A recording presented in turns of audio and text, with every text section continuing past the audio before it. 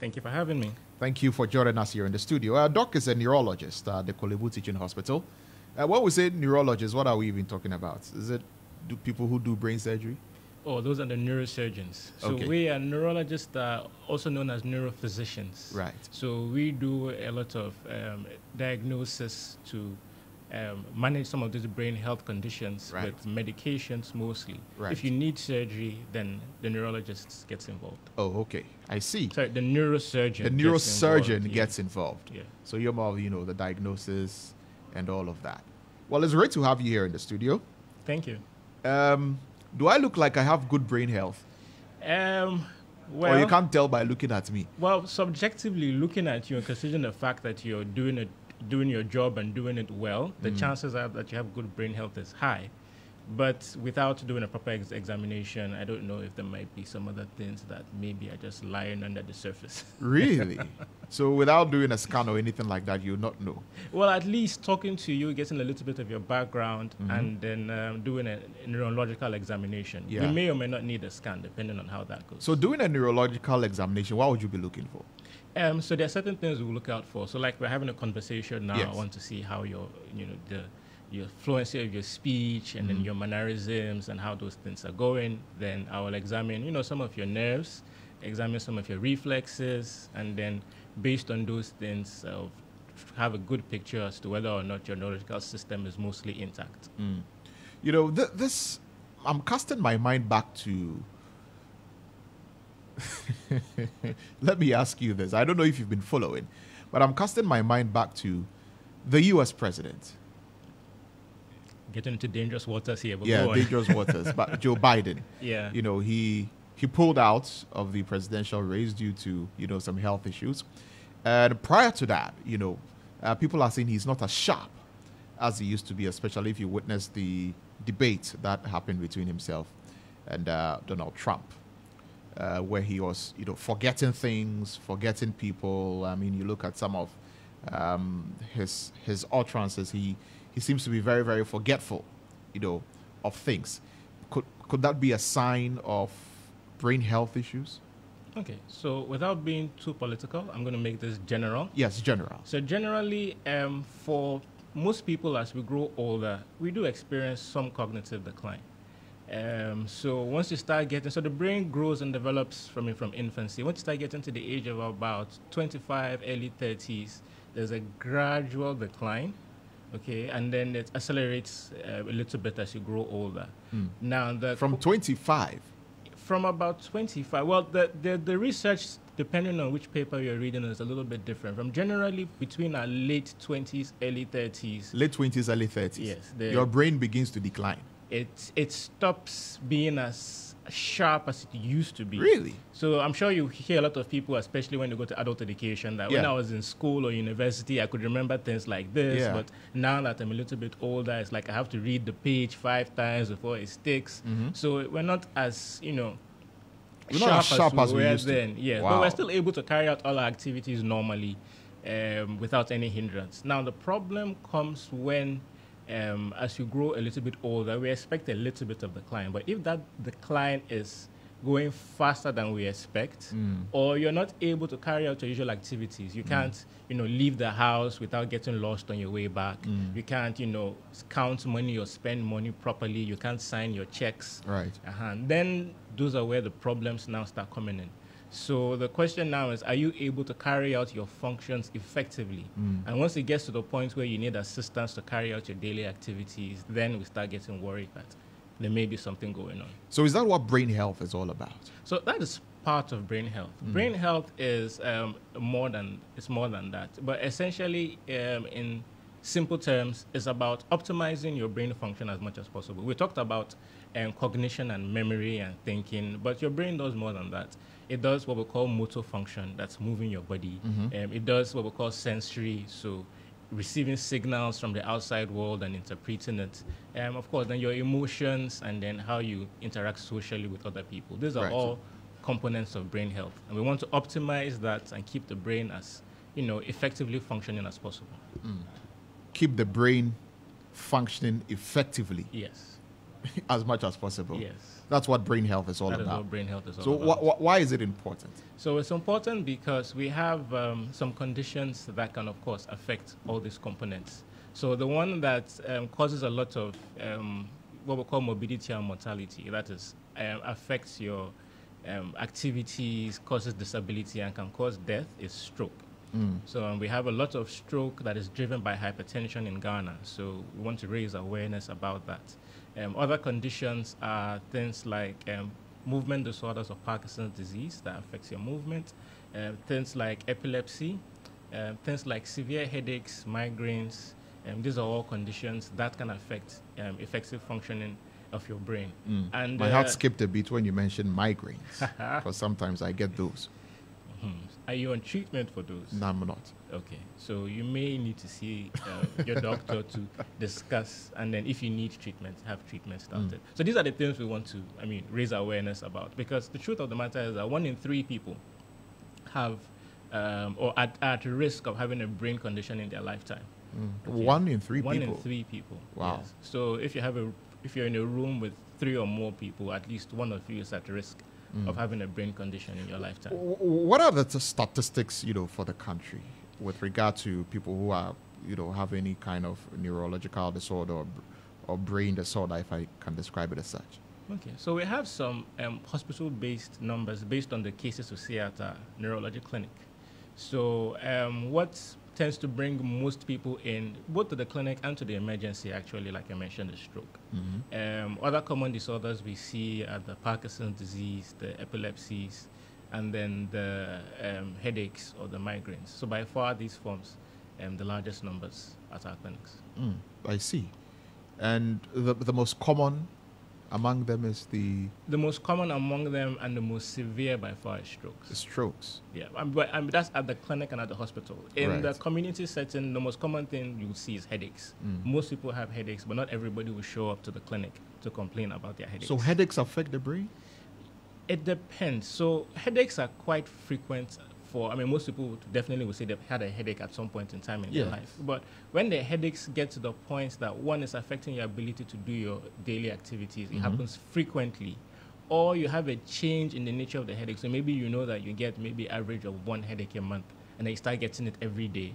Or maybe you have a very severe headache. So it might be 1 headache, but it's so severe. It's very severe. Sometimes we call that a type of headache, what we call is a thunderclap headache. It feels like something like thunder has exploded in your brain. So when you get those type of severe headaches, or if you get headaches that cause you to lose your balance, start vomiting, and gives you other severe symptoms, then those type of headaches, definitely you need to see a doctor. Do hunger headaches also count? Does it affect the brain? Sometimes when you go without food for a long time, then you begin to get a headache. So hunger headaches definitely is a sign. So it's your body telling you that you need to eat something. Yeah. Well, if you have 1 or 2 of those, I don't think you should be worried. But if you're going frequently without food, don't forget your brain is driven by glucose. Yeah. It metabolizes glucose. One of the largest metabolizers of glucose in your body. So if you go for long periods of time with low blood sugar, that can be dangerous. I see. So, what are the things that people should be looking out for in terms of brain health, that should cause them to come and see people like you? Okay. So for this World Brain Day, our emphasis actually is on prevention. Right. So we want people to prevent these conditions as much as possible. So the best thing you can do is live a healthy lifestyle. Okay, so eat right, eat a balanced diet, lots of fruits, vegetables, exercise. About 150 minutes in a week is what is recommended. 115.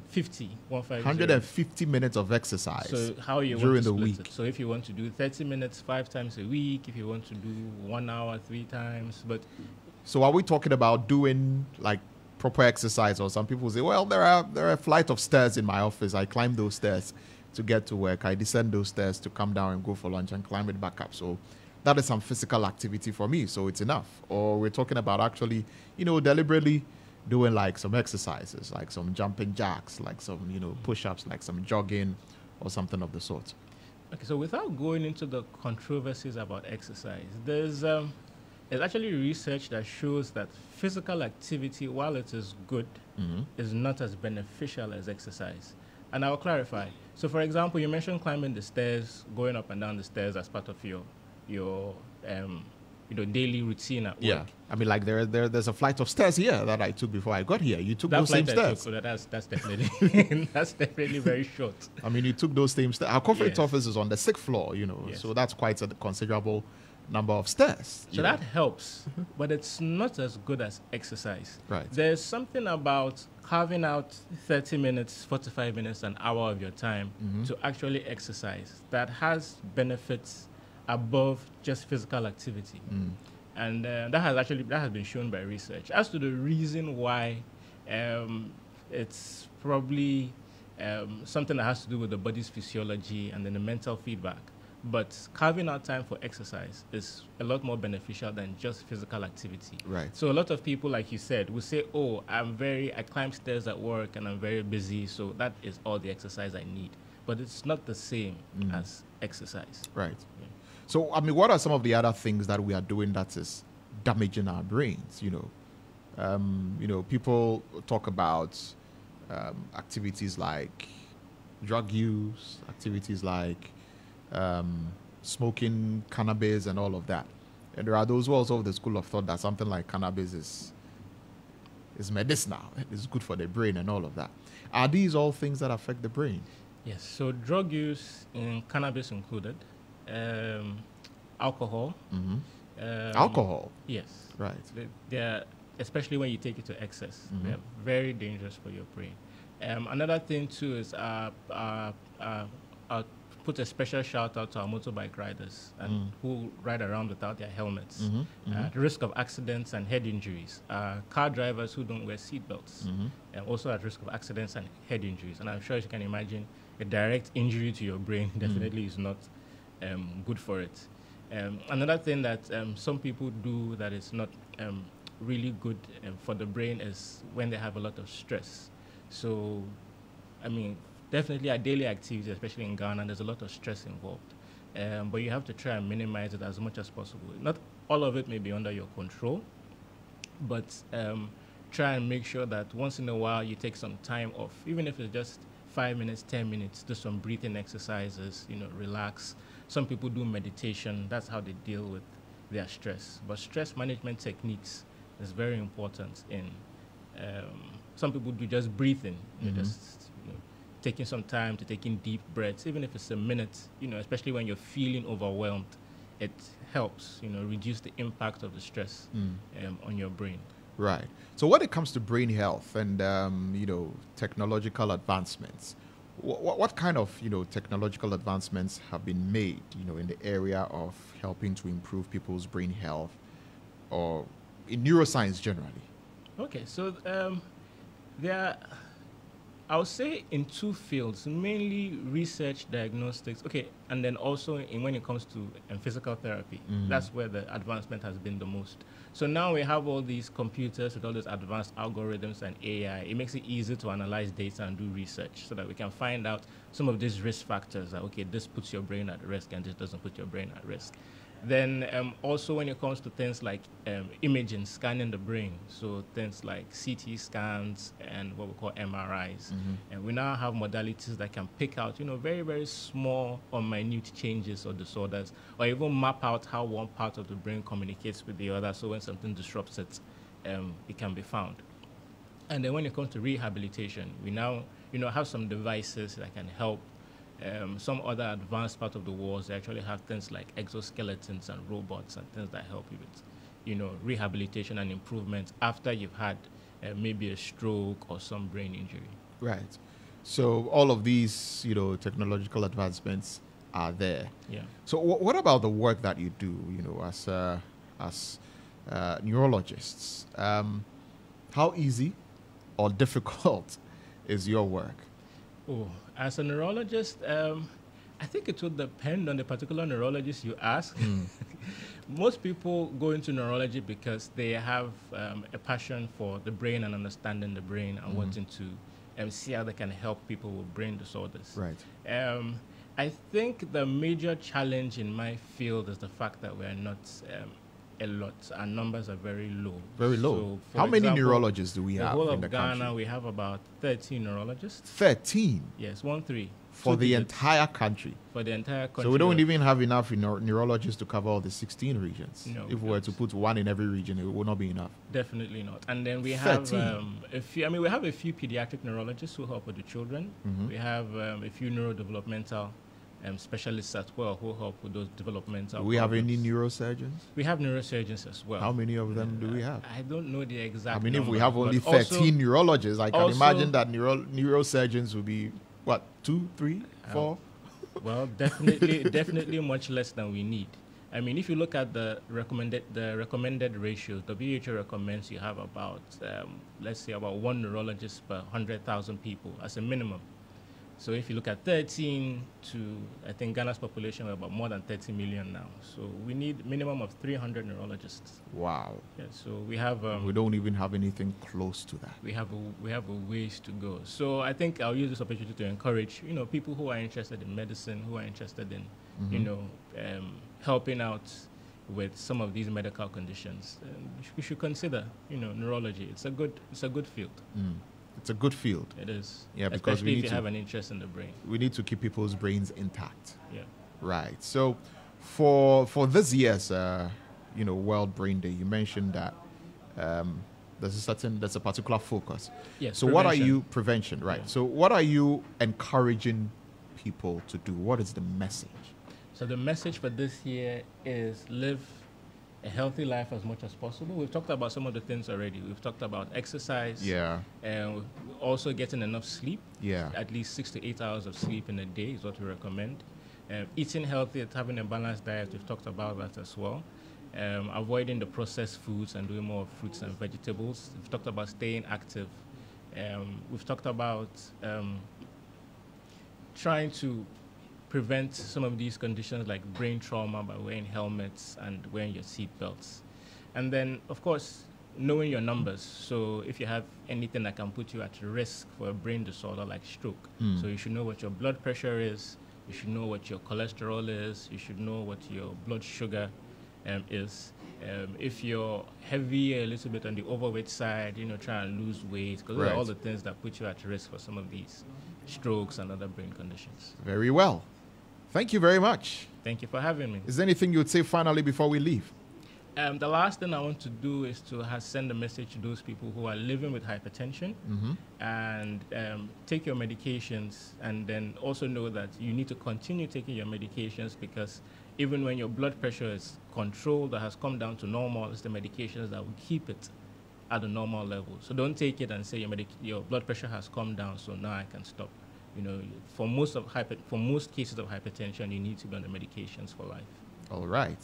Thank you very much, Doc. Thank you for Dr. having me. David Bordiment. Yes, please. Thank you so much for joining us. Doc is a neurologist at the Kolibu Teaching Hospital. Today is World Brain Day. So take care of your mental health. It's all part of it, isn't It's it? all part of it. It's all yes. part of it, It's yeah. all So part. take care of your brain. Exercise. Those who have not been exercising. Etonamenko. Etonamenko. As for IB, he looks like he exercises every day. Etonam, come and sit down. Come and sit down. Come. Come and sit down. This is discrimination. I know. Very unfair. Yeah. IB looks like he Yeah, exercises every day. mine is natural exercise. I think This is it's just exercise by skinny. nature. He doesn't look like he exercises. No, he exercises. He does It's- exercise. It's nature. I mean, the I walking, walk the a lot. walking that he walks Yeah. a lot. He Yeah, I walk a lot. Walking is good. Yeah. Walking is good. Yeah. So at least the thing about exercise is everybody needs different amounts and different qualities. So what is good for you? Yes. Yeah. Etonam, you don't I do. exercise. Remember Mother Sitflin, I climbed the stairs every you see single what I was talking- day. you see what I was talking about? We just spoke about that. Physical activity is good, but Okay. dedicated time for exercise is even better. Yeah. But I walk from my house to the bridge too before I pick a car. so that is your exercise. That's No, exercise. you should It's actually quite be. a You see, you should be distance. doing some jumping jacks, some squats, some push-ups, some sit-ups, some But you do cardio, that right, or some you cardio, don't do that. all It's of not that. consistent, but Oh, I okay. do that. Now But be the- consistent. To The make it walk, consistent, yes. but I thought the walk was fine. No. No. It's quite no. a distance, Olantam. No. You need to exercise. You need to. You see, be like me.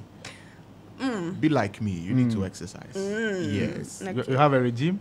Exercise regime? Oh, That yeah, you follow? I do. Oh, okay. Three times in a week. Oh, that's nice. If you count the basketball I play on weekends, it's 4. You had that one, yeah. Yeah, I know you play basketball. I can, be on a basketball court for God knows how long. Yeah. 2, 3, 4 hours. Yeah. Just playing basketball. That's on weekends. Nice one. Yeah, So you're but protecting your brain health. yeah. Is reading part of exercising your brain? Yes. Okay, it is. Things like reading, puzzles, Uh-huh. learning a new skill. Yes. Yeah, that also helps. We see writing new stories. Charlie, my brain is exercise. Your brain is exercising. Etona with a cocoa is also exercising her brain by following the trends and reporting. What